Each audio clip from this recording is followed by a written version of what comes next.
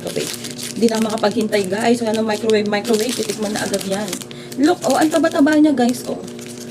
And ganito siya kalaki. Kasi halos laki siya ng palad ko.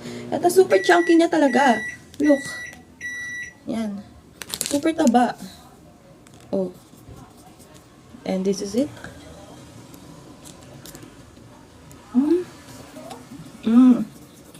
Sarap nga siya guys.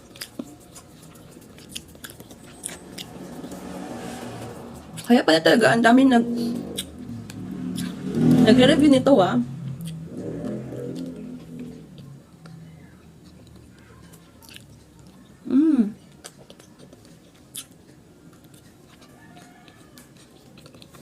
So here na nga yung microwave ko. Grabe, ang bango niya.